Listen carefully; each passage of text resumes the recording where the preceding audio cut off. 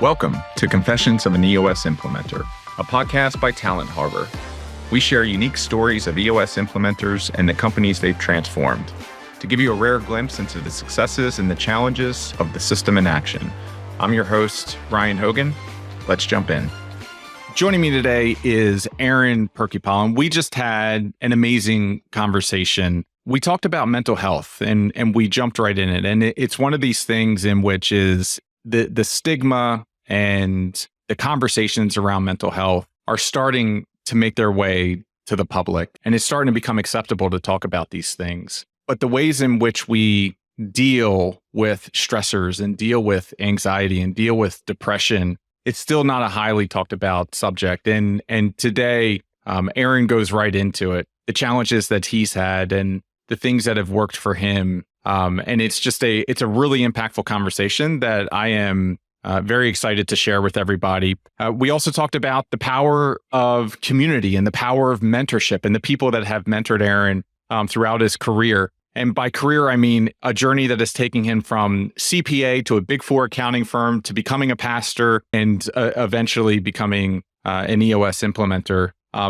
And we also talked about what it's like to be a pastor, because I think, what I told Aaron was, I remember when I was younger and I would show up to church on Sunday mornings, and that's what I thought the pastor did. And Aaron goes pretty deep into what happens when you're a pastor and the things that you do and the people that you meet. So an amazing conversation, super excited to share, and I hope you enjoy the show. Your whole golden thread or the thing that is top of mind for you is this notion of living courageously. What is living courageously? So growing up, I didn't know that I had it, but I had a lot of dark thoughts and depression. I knew I had dark thoughts, but I didn't know it was depression or anxiety or things like this. And I used to journal the summer between my senior year and freshman year of college. I tried to take my own life, and that begins to shape then years of your life after that. At least it did for me, because that was always something that, you've got to that place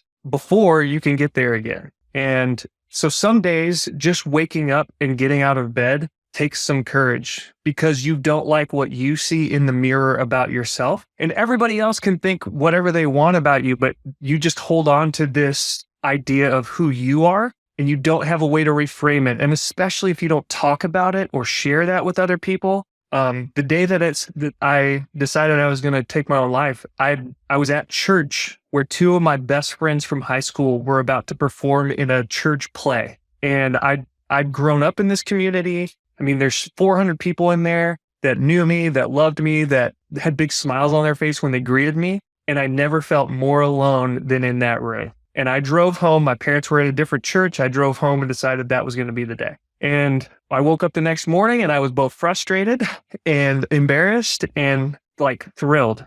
All of a sudden the trees were different colors. They were brighter. The winds felt different. The sunshine hit different. And so there have been days, and we all, I believe, have days where it feels like I don't want to get out of bed, where I don't want to have to live with courage. I've worked with individuals my entire life as a church pastor, as a professor, as a college basketball coach, as a fitness coach, as a business coach. All of these things I have done, you interact with people that are in some of these dark places. And being courageous to me, so this without fear, I wear this for a reason. This is my friend Dan Williams, who is an EOS implementer in Australia. He has a nonprofit called Without Fear, which is all about having conversations around mental health and living courageously. Live without fear. There used to be a big stigma, and I think that in some communities and in some places, it still is a big stigma to say, I have depression or I have anxiety. And you'll hear people say, I grew up in a church community, you don't have deep enough faith, or you need to pray harder. And I don't want to go down that route. I disagree. I think prayer is, yes, you should pray. And I also think that God created us with brains to come up with other ways that we can also treat that. So with meds or therapy or different opportunities to talk these things through. But it takes courage to say, I need help. I'm not in a good place. Can you please help me out? I've been super fortunate. My wife, Carrie, knows when I'm in a dark place. She's been with me long enough. We've been married almost 19 years. She's been with me long enough that she knows when I'm in a dark place. I know when she's in a dark place. And just asking do you need space or do you need someone to talk? Do you want me to just sit here and not say anything? Like, what is it that you need? And it takes some courage to raise your hand and do that. And I will be the first to admit that as someone who is self-reliant and has a hard time asking for help, it's hard to ask for help running a business. It's hard to ask for help for leads or for anything else. But all of a sudden, it feels super selfish to ask for help because you're like, my problems can't possibly be as bad as somebody else's. And yet, if you're at that break where you're getting ready to end your own life, that's when you definitely need to speak up and have some courage. Find somebody that you respect and trust and say, I need help. 2 years ago, we had a close family friend, two close family friends, one, a son who killed himself, and the other was a former basketball player that I coached. His ex-girlfriend killed herself. And it was within 2 days of each other, like absolutely devastating to their families, to their friends. I promise you that you sticking around is worth way more than you not being around. I promise. Yep. This is, you talk about the stigma. I'm still in the Navy, albeit the Navy Reserves, and the military right now is renowned for this being a stigma, whether it's, whether the complexities of your security clearance, or of career progression based upon certain things that are on your medical record. Trying to do a job like the military is making an active effort, but there's still things about it that coming forth and talking about these things is not necessarily a positive in your career. Right. And like my personal experience with that. So I bankrupted a company in 2013. It was called Run for Your Lives. We had a zombie infested 5K obstacle course race over 3 years. We scaled it from $0 to $10 million. We made every mistake in the book, including not making any money. And so the business shut down, and that created, especially the last like 6 months, once things like shut down, weirdly, anxiety and tension and stress kind of fade away. And it's because it comes to a stop. But when you're on the brink and you're constantly on that brink for 6, 12, 18 months, like those are the most stressful periods. And I had gone and spoke to somebody inside of the military system, and I lost the opportunity to become a pilot at that point. And so like that stuck with me, but on the same thread, like I was able to get help. I was able to talk about this. I was able to understand kind of what was going on in my body and mind. Right. And for me, it was writing. Like what was really interesting about what you just said is you were in a community and you were around people and everybody's smiling and you probably outwardly are smiling, but inside you've never felt more alone. Like what are some things for you that help kind of pull you out of these moments? Fantastic questions. It's something that the same thing doesn't always help. So let's be honest about that. Like some people will be like, well, just do these 3 things and you'll be fine. Okay, maybe. I would put a maybe. But don't stop trying. I think that's the point here is don't stop trying to find something that will help get you out of that. So one thing that I do when I'm in a mindset of gratitude and I think about as minuscule and seemingly insignificant things that I am thankful for. So thankful that this shirt feels great on me, right? Like even the smallest little things, and I stack those. Negativity and gratitude cannot coexist, right? So that darkness and gratitude cannot coexist. They can be juxtaposed. They can be closely like right next to each other. I can go from a moment of darkness to gratitude back to a moment of darkness. But in that moment of gratitude, there's not that darkness. So that's one. Actively looking for things to be grateful for. Number 2, something that's helped me is talking to people when I recognize looks on their faces, or I recognize body language, or especially if you see somebody, you're like, hey, you've been this way for so long, and all of a sudden there's this seemingly out of character way that you're acting. It's a great opportunity for you to recognize that and offer to sit in the pain with them. So even though I know that I am not 100%, me giving and just sitting with somebody else and offering space to somebody else that I recognize is in a dark place, we can commiserate together as long as it doesn't become a pile on and another thing. And then it just makes it worse, the darkness worse. But sharing your own struggle to me is, and sitting with other people that are struggling has been helpful. It's kind of like when I was in college, I took accounting classes and I got invited because I was doing pretty well in the accounting classes. One of my professors said, "Hey, would you be willing to tutor a couple other people in your class? Like the Career Center has tutors, they'll pay you and all this stuff." And so I did that. And what was helpful for me is I learned the accounting stuff even better because I was teaching it. I'd never experienced it, but I was teaching what I knew. I was one class ahead of this student and I could help tutor them, right? You are one step ahead of somebody else's story, and somebody else is one step ahead of you. And so you need to have a community of people that you can serve, that you're one step ahead of, and people that are one step ahead of you that can be there for you. So to me, community, being alone is the worst thing that you could possibly do when you're in that dark spot. And that's the natural thing, is to get small and small and small and kind of hide out. And that's when your mind continues to spin and spiral down. So you've got to be in a place. So for me, number one, would be sharing my story with somebody and sitting in it with somebody else. 2, practice gratitude. I guess I should have flipped those back, right? So number 1, gratitude. Number 2, sitting. And then number 3, getting out and moving, making myself move and like take a shower, put new clothes on. Do not wallow in bed. You got to make yourself look forward to something.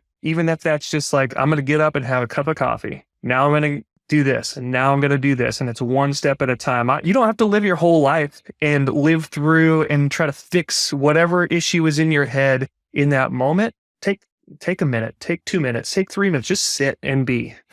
That's when you were talking about sitting in it with somebody else.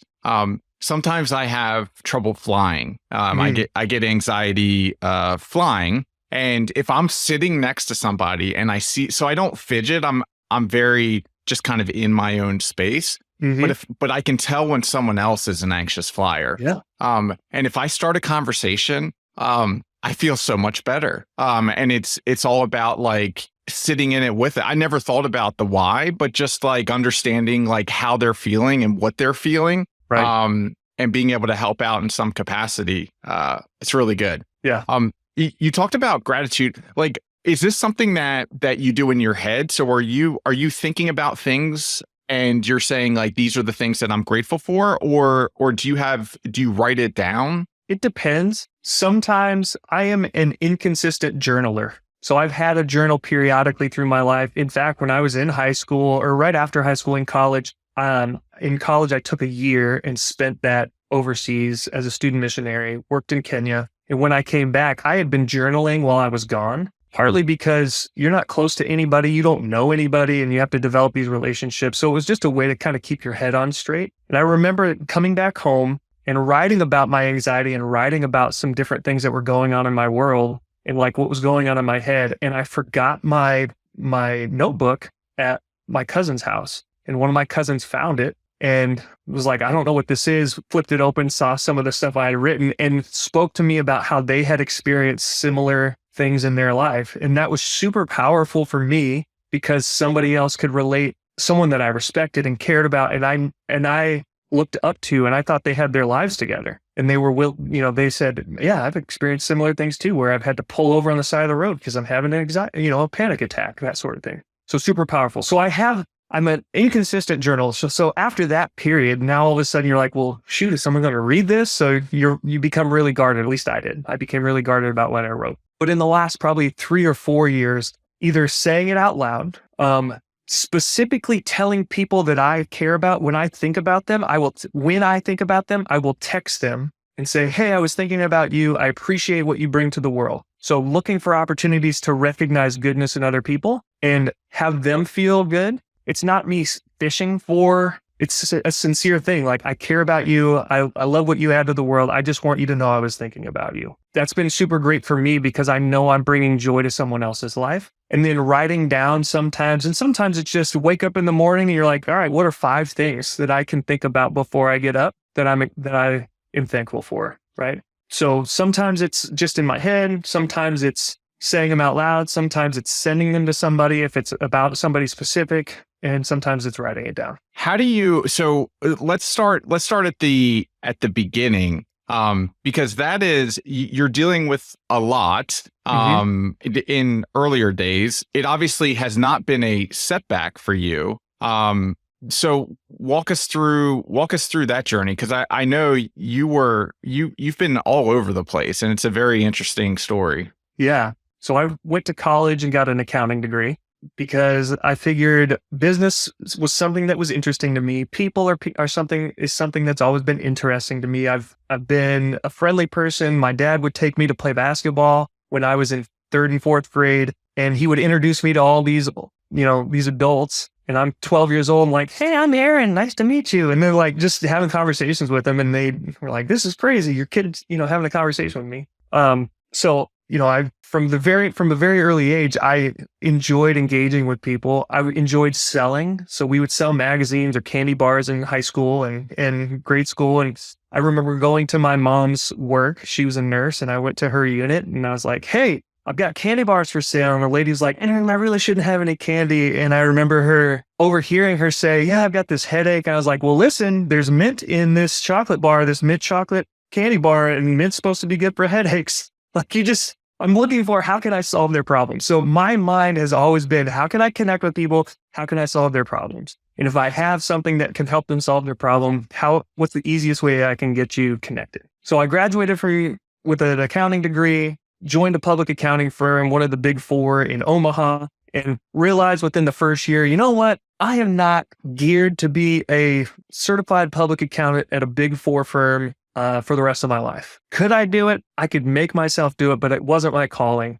After the end of our first busy was that. So I am not a great detail-oriented person, and it takes some focus. Like I'm better one-on-one. So here's what I was good at as a public accountant. So I might not have been great at spreadsheets. I might not have been great at work papers. I might have been, kind of middling at documentation. Sure. But what I found out that I was good at, I would be sent to, we had this big insurance company that we audited, and they were getting ready to build this new campus. So they were in all this construction. They had construction and process loans and like all of this stuff that we had to go take care of. And the lady that was in charge of tracking all of this was kind of a curmudgeon, kind of a grumpy lady, just like no one's ever thrilled to see the auditors walk in. And we had an office space in their building permanently because it was such a large client. Like, we were just always there. And so when an auditor would walk up and be like, hey, I don't remember her name, we'll call her Julie. Hey, Julie, how are you doing?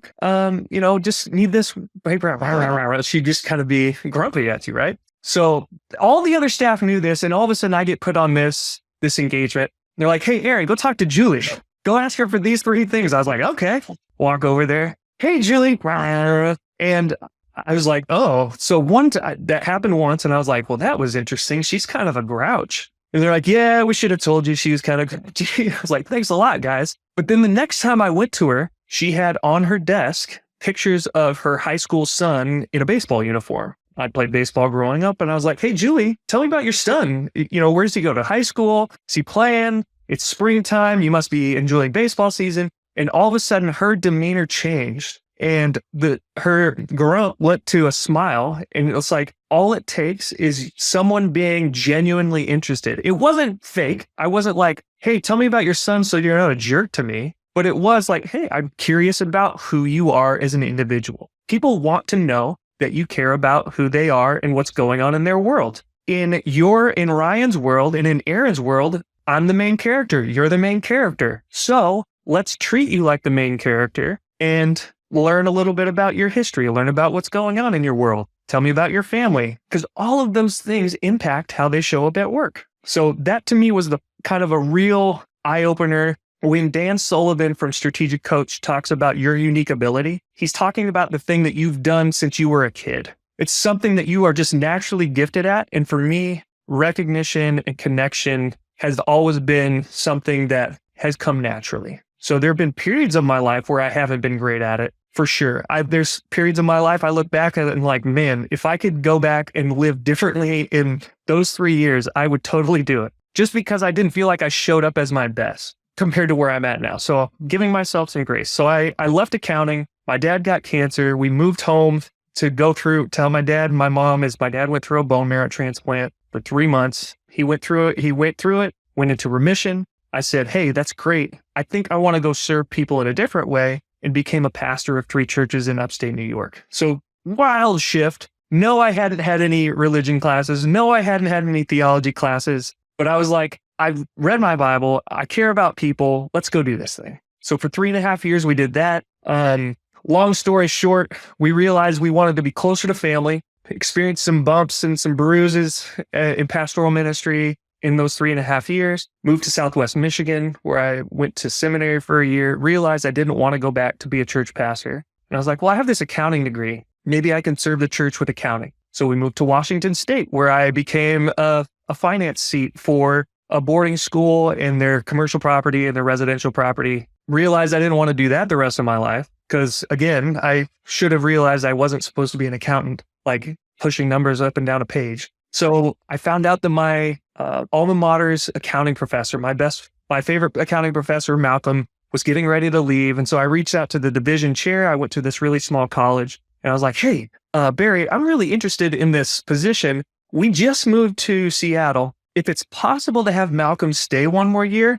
I'd be interested in interviewing for this. And he's like, interesting. 3 weeks later, he calls me. We never speak of waiting a year again. I get hired and we move again. So we lived in New York for 3.5 years, Michigan for a year, Washington for a year, and then we moved to Nebraska, where I was going to teach. And my wife was like, can we please stay in one place for a little while? Because we'd moved across the country. I was like, I promise I will make this work. So I taught for 5 years, and it was during this time when I was teaching accounting and finance classes, I was coaching the men's basketball team at the school I'd played at, that I was introduced to the book Traction. And I read that, and it made so much sense because it put all of these concepts that we had learned or learned about and these ideas, and it took the best of them and put it in a really cohesive system that made sense. I'm a logic brained visionary. So I can follow your train of thought, and I can also dream and come up with crazy ideas, but I want to see how it all fits together. And EOS made so much sense in that book Traction.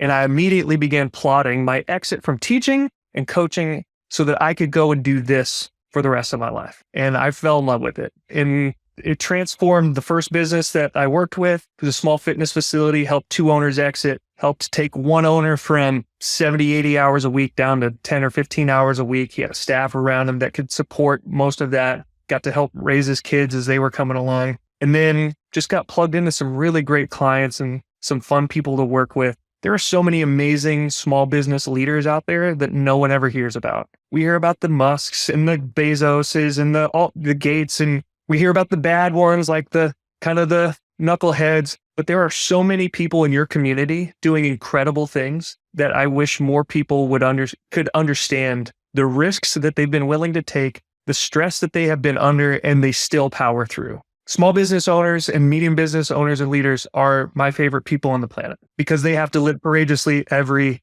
day, every freaking day. That's been one of the things that I agree with you on this. Like, that's been one of the things that I picked up on over the last 5 to 10 years, which is there are people that make the headlines, and there are people doing incredible things, maybe even better things. They're just not getting the press. Mm-hmm. But there's really no difference other than someone's in the press all the time and another person has the same amount of stress, is carrying the same burden, responsible for people and families, right?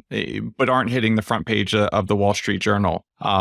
It took a while for me to finally realize that. Who have been some of the influences as you've been kind of progressing throughout this amazing journey, which has been all over the place, by the way, like CPA.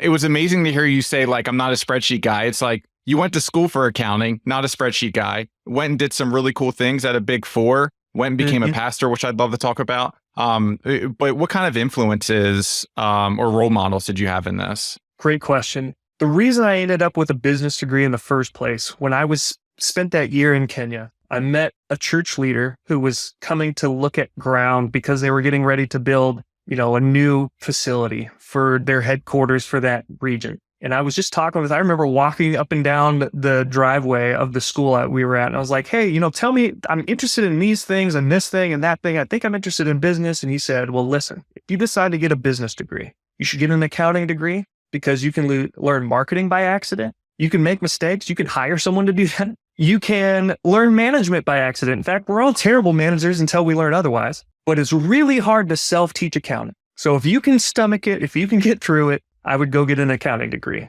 And so I took Principles 101, Principles 1, and Malcolm was that teacher, and it made sense. It clicked. So that's where the accounting side worked for me because, hey, everything's supposed to balance. There's a right answer, so to speak, right? Like there are rules around this that give us guardrails, but we can be somewhat creative as long as we're not committing fraud, and we can it tells a story. And to me, I think that was what was compelling. When I look at a financial statement, it's not just numbers on a sheet anymore. Cash flow statement, it's not just numbers on a sheet. This is a story of what happened. And I can shape that. And I think that really set me up well for when I had to present to boards, because all of a sudden now I had to explain what the story was of those numbers. Because for them, it's just like, well, that number seems like it's down 20%. What in the world's the problem there? And I can tell us. There's a mentor that we had when I was a pastor. His name was Bob. He's not a guy who's on the internet a whole lot, so I won't share his last name. But phenomenal dude. This is a guy who took my wife, and our son was 2 or 3 when we moved up, or he was 1 when we moved up there and 4.5 when we left. And he kind of took us under his wing. I was also the director of Native American ministries up in upstate New York. So 2 of my churches were on or in Native American communities and Native American land. And so he was kind of my boss around that. And he took us under his wing, taught us, how to care about people without trying to take it personally. But I remember him talking about, he came and spoke for an event that I put on, and he shook people's hands. So this was at a school. He came to a school, and in that area, there was this stretch of land that was, you would see no land in trust, these signs that people had spray painted, which basically meant they had all these people who the Haudenosaunee people, the Iroquois Nation, had land up there. The Haudenosaunee are the only Native American tribes that never surrendered to the U.S. government. Not very many people know that, but they were basically saying, we have a claim or a right to this land that was taken from us. And you've got all of these folks that are now those landowners pushing back and saying, no land in trust, don't give it back, that sort of thing. So he's coming in, he's Native American, he's coming to speak in that community. So even in a church setting, that there's going to be some of this discord and some of these beliefs. And I remember him talking about how speaking didn't so much drain him, but when he would shake their hands, he said that he could feel what their energy was. And at the time I was 25, 26, and I was like, that seems a little hippy-dippy, I don't know what to do with that. As I've gotten a little bit older, and the more I've been around people, and the more I feel or sense energy of people. Again, this is going to sound really trippy to people are you sure you're a Christian? Okay, I believe that we give off a certain vibe or an energy, right? You're around certain people and I don't want to spend any more time around that person, right? We're pretty clear. There are some people it's super obvious. And then there's other people you're like, man, I want to spend all sorts of time with that person. I loved being in their presence. I felt all these things. And then you've got this continuum somewhere in between. And he would shake their hands, and it was like he could feel or take on their energy. I'm a hugger, and so I give big hugs. And more recently, when I've hugged people, they're like, oh my gosh, that was the best hug I've ever received. Now that feels great to hear, but I've explained it in that when I hug somebody, especially in the EOS community, I want their soul to feel like it got a hug, right? So I want to, so it's not creepy. I'm not trying to, I just want your soul to feel like it got a hug. And I'm a big guy. I'm 6'4". I got pretty big wingspan, so I can wrap around some folks. But it's like you can feel the energy. It's heart to heart. There's something about just being, surrounded and feeling held that is super, super powerful. And you can kind of do an energy exchange a little bit where I can feel hey, Ryan, I gave you a hug, and you don't have to say anything, but I can get a feel of how you're actually feeling. And you have to pay attention to it, because typically we just kind of float through our lives and we don't really pay attention. We don't really pay attention to what's happening. We just kind of let it happen. But if you are even just a little bit curious or just pay just 30 seconds more attention, 10 seconds more attention, don't let somebody's eye roll or twitch or shoulder shift or you got to notice those body language things to get an idea of what's actually going on in their world and get really curious. And I don't remember where we were headed with this. I don't think I've answered the question, And we can come back to the question. Okay. I just want to say, like, I agree with you, and like, I see it, I feel it, and I don't think you're crazy, by the way, because I know what you're saying. Like, within probably, I don't know, 10 seconds of meeting someone, like, I can tell, like, if they've got good energy or maybe not so good energy, and if it's somebody that I'd like to do business with, and so or and business, we're all or doing that all the time. Yeah. We're doing it whether we're intentional about it or not. Like, it's going to happen either way. Someone's going to listen to this and be like, he said energy and vibes, I'm out. That's okay. You're not my people. That's okay. Someone's going to hear it and be like, oh my word. I love that. Like, you're right. They're self-selecting. Like, that's the purposes. Put it out into the world and see what comes back. Exactly right.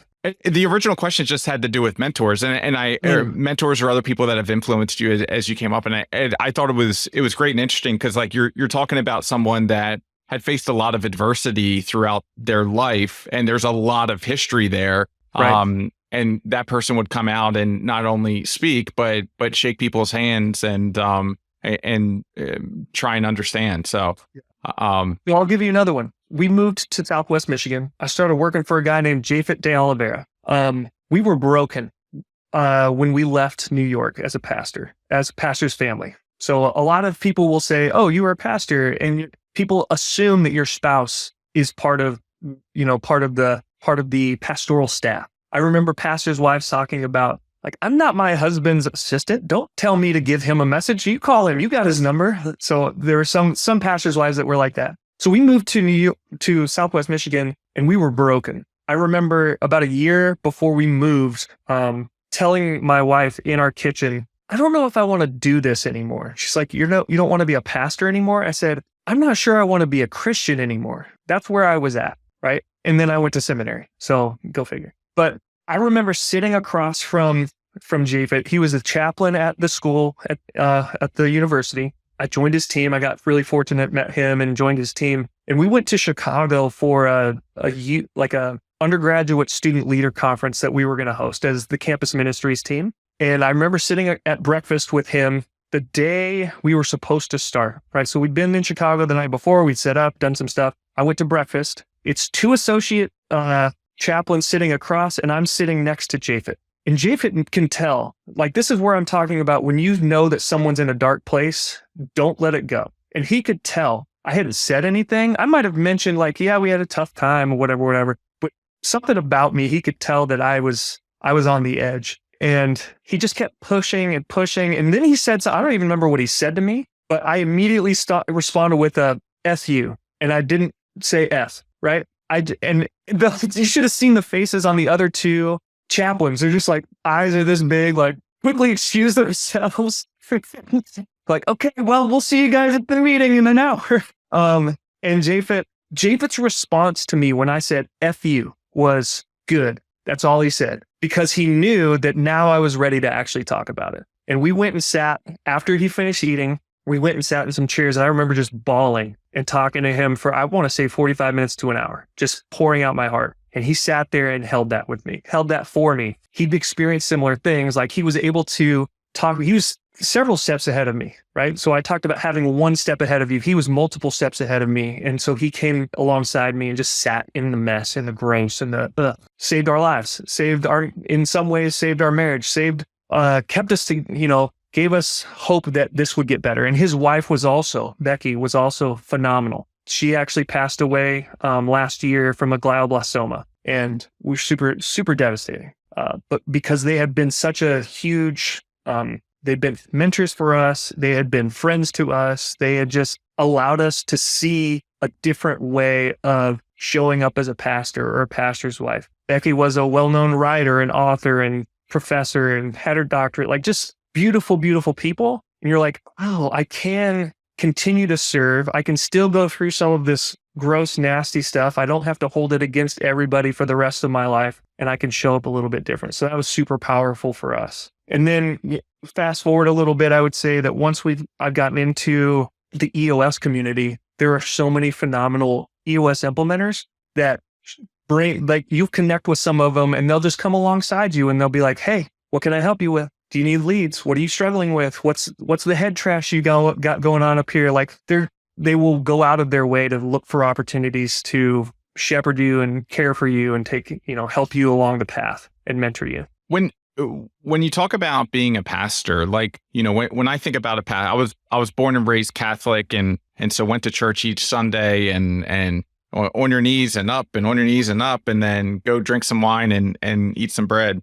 But what's going on behind the scenes? Because I never would have thought like that level of stress. But again, I'm on the other side, just seeing this amazing human being once a weekend. Right. And so what happens behind the scenes? Cool. Really great question. For us, I think that there is an expectation, both spoken and unspoken, but mostly unspoken, about what a pastor and their family should present as, the things that they should do, the types of activities that are approved or not approved. Like in some of this, we just make up in our own heads. Like, oh, I can't do this, this, and this, or we got to be really careful about optics. And I also think that, man, I could go a long time about this one. I'm trying to be careful because I'm not as bitter as I used to be. I would say what's going on behind the scenes. Pastoral ministry can be one of the loneliest jobs you ever have. In some ways, pastoral ministry sets you up to be a great entrepreneur, because entrepreneurship can feel really lonely at times. Even though there are other people out there that are entrepreneurs, even though there are other people that are pastors, even if they're on your call sheet, you have their contact information, you feel bad about reaching out to them, right? So we kind of silo ourselves off and create this separation. So that's first of all, can be super lonely. Second of all, what's going on behind the scenes is you become, in one of the follow-up Jason Bourne movies, there's this piece where Ed Norton talks to, I can't remember, Jeremy Renner, I think, is the guy who plays the next Jason Bourne kind of. And he's there. It's like a flashback, and Jeremy Renner hears from Ed Norton, "We are the sin eaters. We're the ones that take all of the excrement and the gross and everything, and we bury it deep down so that the rest of the world doesn't have to experience it." So this is in the context of a Jason Bourne spy, right? So they're like, yeah, you have to deal with all the nasty stuff. In some ways, it felt like, as a pastor, I was the sin eater for the communities that I served. So if I've got a church member that's going through it, if I've got, a couple that is going through abuse, or I've got people that have family members that are murdered and found in their pond, that happened to me in the first 2 months that I became a pastor. I'm 24 years old, 25 years old, and church members like, yeah, my cousin was found murdered in their pond, face down in their pond with stab wounds. I was like, interesting. Call my pastor mentor. Hey, how do I do a funeral? And also, this is the context. Can you give me some ideas? But you just kind of bury all that. You hold all of that. You can't just tell everybody. It's not like I could go to all of my pastor friends and be like, hey, I have a member that's going through this, because the community, even outside of all of upstate New York, the community was small enough that everyone would kind of know who that was. So you're just holding on to all of these things. One thing that helped us when I was a pastor, Carrie and I started going to a couples therapist. And I will tell you this, when I would do marriage counseling, premarital counseling with folks, I would say, before you even get married, I encourage you to find a marriage and family therapist that you both go to together, because you're bringing baggage and junk to this marriage that you don't even know. And it's not because you're broken that you need that marriage and family therapist. Don't wait till it's gotten so big and you've pushed all this stuff down and now it's at a head and everything's falling apart. Like, just start having that healthy habit, and it gives you a third party that's not taking sides, that help you work through stuff that we don't typically talk about on our own, because we avoid the hard conversations typically when we're left to our own devices. We're going to take the path of least resistance. And are there skills that you have taken from that experience and now have translated into the business world and into kind of your coaching world at this point? Sure. Absolutely. I can deliver a speech on the fly like nobody's business. If I know the content, I can even make content up. I'm not that worried about it. I can bless a potluck like nobody's business. But I will say that pastoral ministry, what I thought it was going to be, was a lot of preaching and being in the pulpit, which is the stuff that I love to do. And that's like 1% of all that you do, right? On a weekly basis. You're visiting with members. You're digging into the junk. You're entering that danger. So what I do in a session room, I can recognize when someone's going through something or holding back, and I just go there. And I can do it with compassion. I can do it with empathy. So that was something that you have to show up with. You don't have to, but the better pastors show up with that, I believe. Like they find a way to connect with you on a human level. Definitely that. Motivating people is super important as a pastor, especially since the majority of your quote unquote workforce is volunteer. You have to find a way to invite and encourage and almost kindly twist someone's arm to, will you please show up and help with the church work bee this weekend? Right? Those types of things. So there's something about motivating and finding and understanding that different people are motivated by different things. All of those are tools that I've brought everywhere I've gone, for sure. Also, I got fired as a pastor, so there's nothing you can do to hurt me anymore. That's not true. Oh, wait, which part's not true? It can't hurt you or you got fired? Both of those things are true. You can hurt me, but I'm going to try really hard to not be hurt by it. But I did get fired from one of my churches. I had a small church that was mostly family, and my family went to Disney to celebrate my son's 3rd birthday. And when we got back, I got a phone call from Bob. And he tells me that the church was at one of their kids' birthday parties and started to talk about how I wasn't fulfilling their expectations and decided they didn't want me to be their pastor anymore. That was really interesting to come back from. Was that a growth moment for you? Was that a self-reflection moment where you were like, they're right and I should have shown up better? Or was that no? It was both.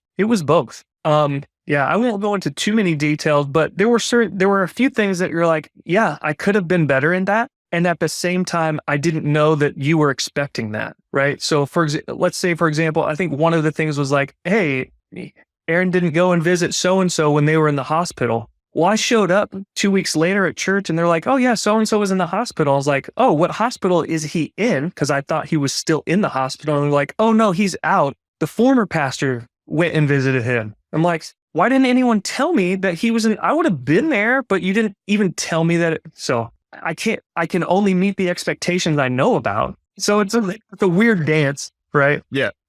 Just one big misunderstanding. Yeah. What that taught me is clarify expectations. Guess what I do in a session room? Hey, Ryan said he's going to do that. Awesome. When are you going to do it? How are you going to do it so that we can say it's done? Oh, we're setting rocks for the quarter. What are you going to do specifically? How are we going to measure that it's done? Because one thing that drives me crazy coming to a session room and they're like, hey, this is the rock. Is that done or not done? Oh, it's ongoing. I'm like, then you didn't write a good rock because everything's ongoing. Business is ongoing, right? Like, let's just say everything's ongoing and never actually have something we actually do. So crazy. It's so funny.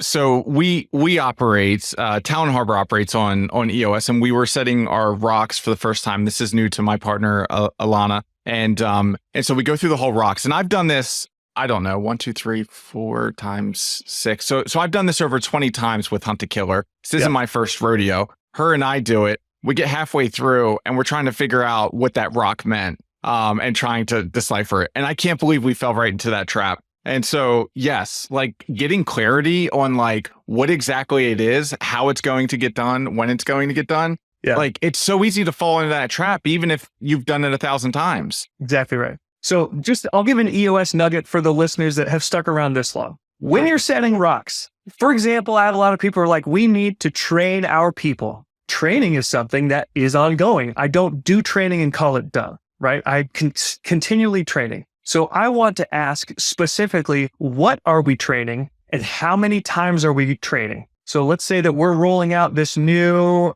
platform for our sales team, the CRMs. How many trainings are we going to hold this quarter? And what are we going to call done? Well, we got through these 3 modules. That's what we're calling done. Good. So if you get 4 or 5 or 6 and you think you can do more than that, that's great. But let's make it, let's be very specific about what we're accomplishing. So that I don't come back and be like, well, CRM's rolled out. Is that done or not done? That's ongoing. Trying to crazy, gross. Well, part of it's done, but part of it's still in work. Yeah. Yeah, I think ours it had something to do with contracts. It was like complete contracts. We got halfway through and we were like, wait a minute, was this like the operating agreement or like, was this our contract? Like what? I can't believe I let us do that. And I let us down. Even those companies that have been on EOS a long time can have we didn't do a great job this quarter of setting good rocks. It happens. Yeah. Well, and that's why there is this notion of like graduating from the program. And like, I had never looked at it like that. Like, I think there is so much value into having some sort of external person that's a subject matter expert in this coming every single quarter and helping, like there's not necessarily like, there's no skin in the game. So there's nothing to lose when you say, hey, you guys are screwing up. Yeah. And I don't know. I think there's so much benefit. And so we never like quote unquote graduated after that 2-year period. Yeah. Kudos to you, because it is really difficult to facilitate a meeting where you have an emotional tie to the outcome of the solves, an emotional tie to the outcome of the business as a whole. Because I'm thinking in the business, even if I'm working on the business and I'm in the room facilitating an on the business conversation, my mind is already like, I'm having to switch between hats. And we all know that when I'm switching between contexts back and forth, it makes it way more difficult. So good for you. All right, Aaron, someone just listened to all of this. One, I didn't think it was going to go in the directions that it went. And I think this was incredible, because when I think about golden threads, I think less about a 50-minute infomercial and more about like what are the golden threads and how does this story and experience carry through? And how did EOS kind of help with some of these different areas? And we did that today. But someone just listened to this whole thing and they just said, hey, Aaron's my guy. How do they get a hold of you? I love it. Call or text me, 253-888-6136. That's my mobile number. Call or text me. Seriously. I hope this blows up at some point. Like I hope this episode gets like, I don't know, 10,000 downloads. It's going to be great. All right. Sorry, I cut you off. Go ahead. Or you can email me, aaron.purkeypile@eosworldwide.com. So aaron.purkeypile, PURKEYPILE @eosworldwide.com. I'm on Instagram, Purkeypile_EOS. Working on my YouTube channel that's not up there yet, so we'll leave that part out. I'm on LinkedIn too, so you'll see all my videos on LinkedIn. You can go find me on LinkedIn. I see them. They look great, by the way. And I'm not just saying that. They do. You've got like the color, the background, the voice. It's all locked. Thanks, man. If there's one implementer out there that you could have a cup of coffee with, who would it be? Man, there's a lot. I feel like if I start naming people, I'm going to leave people out. You know what? I just ran into this last week. It's a terrible question, and we're throwing it out for future. So I'm not even going to put you on the spot because it was a similar response. But thank you so much for coming on. I appreciate it. Thank you. I really loved our conversation today, truly, and I think there's going to be a lot of nuggets that people pull out. Well, I appreciate it, man. I know that this will probably be a much different one than many of the others. My background is very unique, but that's the cool thing about the EOS Implementer community. There are so many great stories to hear about, different things that people have overcome. I mean, I heard CJ Dubé give a talk at a conference 2 weeks ago about the People book. And I learned things about her I'd never heard about her story. And it was phenomenal. Absolutely phenomenal. I was just looking on the shelf because I've got it sitting on the shelf. I did the pre-order and then got it the day that it released. I love it. So, all right. Thanks so much, Aaron. Appreciate it. Thanks, Ryan. Confessions of an EOS Implementer is brought to you by Talent Harbor. To find out more about Talent Harbor and our fractional services and talent search solutions for businesses that operate on EOS, visit talentharbor.com. And then make sure to search for EOS Implementer in Apple Podcasts, Spotify, and Google Podcasts, or anywhere else podcasts are found. Make sure to click subscribe so you don't miss any future episodes. And on behalf of the team here at Talent Harbor, thanks for listening.